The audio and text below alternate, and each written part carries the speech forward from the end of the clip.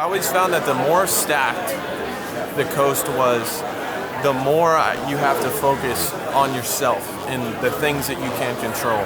Because Supercross, Supercross is so situational and putting yourself in the right spot. And there are a lot of things that happen in Supercross, even compared to motocross, that are outside of your control.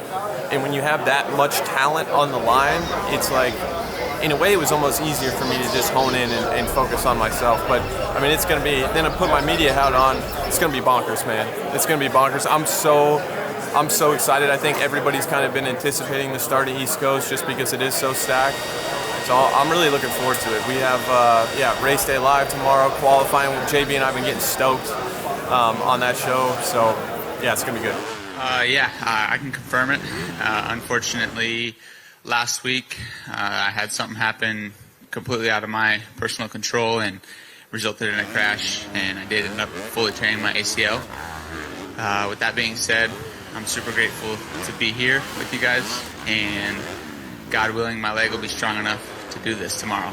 I felt that the team has worked way too hard, I've worked way too hard this off-season for this to be the way our 2025 racing portion of my 2025 book ends, and I feel that I owe it to myself and I owe it to the team to give it everything we have. And as of right now, the goal is to obviously get it through Supercross. That being said, we're going to take it race by race, and I think we all know that if anyone can make something out of something like this, it'd be me. So see you guys tomorrow night on the lights. That doesn't look like it feels good. It's okay. It doesn't hurt so bad. It's honestly, it's a weird, loose feeling at this point. It hurt when it happens, obviously, but I'm excited to go racing. So, I mean, that's good that it doesn't hurt, right? Like, you think you'll be able to grit this out, is what you're saying? I hope so. I can always grit out pain. That's, no question. It's kind of whether the looseness or strength is going to be there, which I think I'll be able to do it. I think that I wouldn't be here if I didn't think I could do it. I wouldn't have shown up and without feeling like I had a good shot at it. 11 factory guys on the line. Is this the gnarliest field you've ever raced in the 250 class? Yeah, I'd say so. But there's only one champ on the East Coast right now. It's that guy. So I don't have number one plate anymore. That stinks. But I think you said 10 or 11. I think race winners. I'm not sure how often that's happened. It'll be fun, as a fan and as a fan of the sport. You see the West Coast guys, and you have three or four guys that are close and can kind of win or mix it up. Where I feel like we have 10 guys that can be within a second of each other, tomorrow night. It'll be fun, a lot of battling. For the most part, I think most of us are pretty clean, also, which makes the racing even better.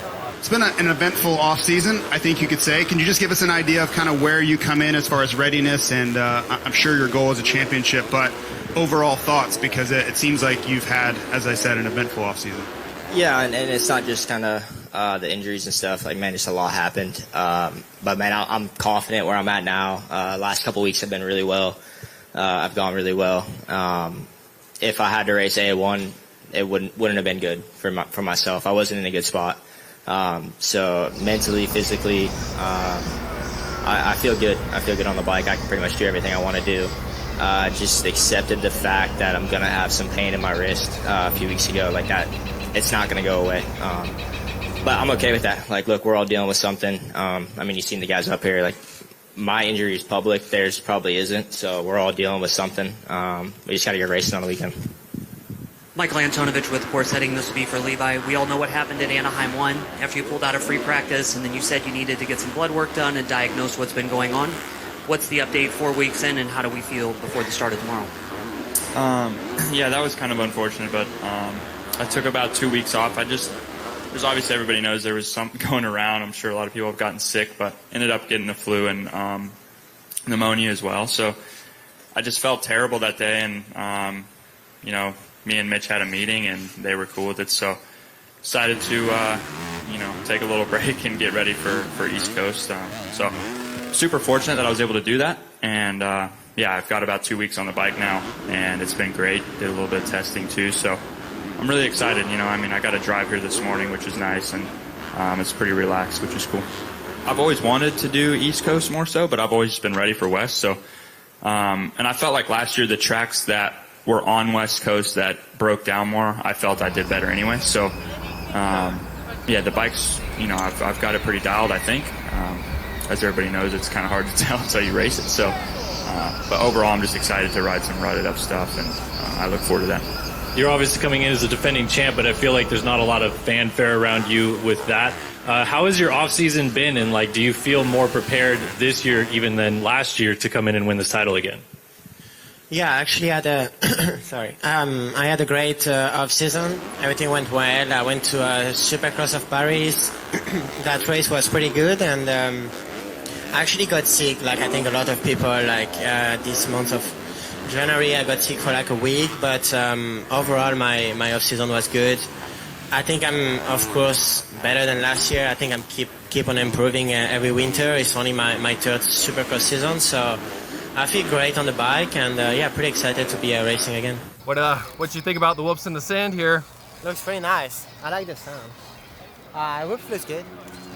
We had some big whoops at Aldon this winter, so I could train in some big whoops, but they look good. The track looks pretty tight actually, the track. Kind of surprised, there's a lot of flat corner really tight, and the dirt looks pretty soft, so should be good. I like it. And running the number 1 plate, I assume? Yeah, that's Does correct. that add any pressure with 11 factory guys on the line? I mean, there's a lot, like you said, there's a lot of good guys, but no, the number 1 is good. I mean, once you're on the bike, you don't see the number anymore. Especially after 2 corners, you don't think about the number anymore. You're so focused on the riding. But no, it's cool to have it, and we'll see what tomorrow does. Dan Beaver, NBC Sports for Austin. Can you talk a little bit about the new opportunity? You're now with Triumph. Missed last year because of the injury. How keyed up are you to get the season started? Yeah, no, I'm excited for sure. Obviously, there were it's my first time changing brands in forever. The only thing I've ever done is move up a bike size or whatever since I was 11. So there was obviously not really concerns, but just kind of some anxiety that comes with changing teams, moving all the way across the country. A lot of stuff like that.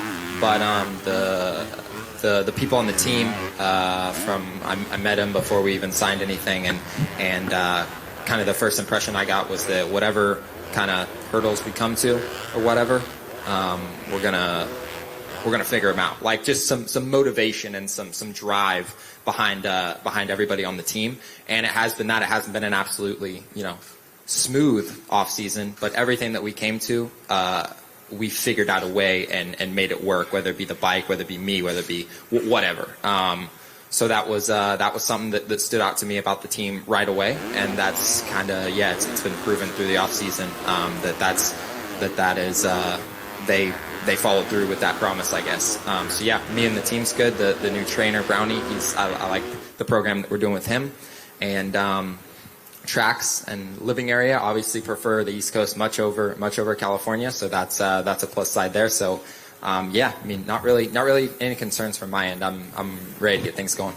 A little follow-up to the presser in there. I want to know what you think the chances are that you get Triumph's second win back-to-back from their first win. That'd be awesome. What are the chances? Give me a percentage. As far as to 100%. Yeah. It's a lot's going to come down to the start. So, my starts have been good lately. It's a right-handed first turn. It's going to be interesting, but I got to go over 50. So I'll say 60%. I said 44.2% on Verb. So okay. I like that you went higher than you're the only one on this line that's won at Tampa. Yeah. Did you know that? Yeah. That's back in 2018. Yeah. My first win ever. So hopefully it can be my first win and my last win as far as after the first race. My first win, and then it would be my last win. But hopefully we get a lot more this year. But And 2 back-to-back for Triumph would be cool. Yeah, that'd be awesome. I wanted to, Jordan beat me to the first one, but that's awesome. I'm happy for the team, and it's good to see that the bike's capable of it. That's good. So it gives me confidence, but also makes me feel like, okay, well, the bike's capable of it, so it's up to me.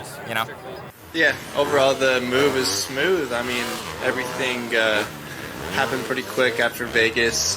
Just flew straight to Tallahassee and then got my house all sorted in. So that was nice. And like I said, I mean, I put in pretty much the whole off season of riding. So we're more than ready.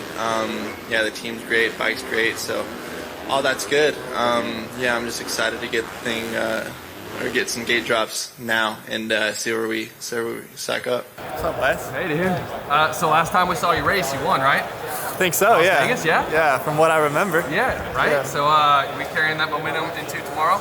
Yeah, it's been a while. It's been a long time since we've seen a gate drop. But yeah, it's a good feeling knowing that the last time I was on a gate, I won. So obviously we're bringing that confidence, and we're on a new team. I feel better than before, and we're in a good spot, so I'm excited. All right, you're the vet of the class. All right. You right? You're the vet?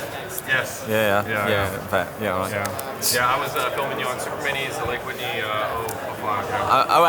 08, 07, 8. Yeah, there you go. Yeah, I'm 9. sorry. Yeah, all right, I was making you older than you are. Yeah, well, Mini was probably 05 on 60s, but yeah. There you go. Does that help you out heading into tomorrow night with 11 factory guys on the line?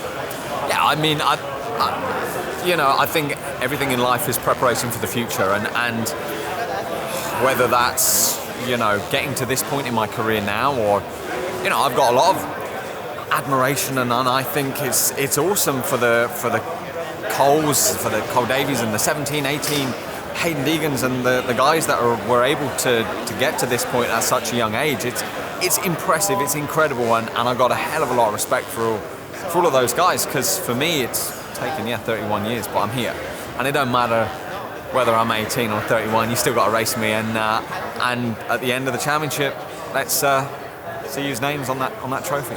All right, I got one easy one. Now that Jet's out, give me a 450 winner tomorrow, and then a championship pick. Eli tomorrow. A lot of sand. He's good in the sand. Oh, championship. I mean, I got to go with the Star Boys. It's either Eli or Coop. So. Well, pick one. Pick one. Oh no. I think at the moment Coop's starts are better. So if he keeps starting better, I think Coop's going to be the guy. Eli needs to make sure he gets out the gate. They're both really good, but I'm in the locker room more with Coop, so I'll just have to go with him. Dax, I like the kit, dude. Yeah, it's not bad. It's Thor's new drop. It's sick. So the color's like different. I haven't really seen this yet, but it looks good. Well, I've been seeing you and Blake been working on a little video project. I haven't got to see it yet, but I assume it means you're ready. Yeah, of course.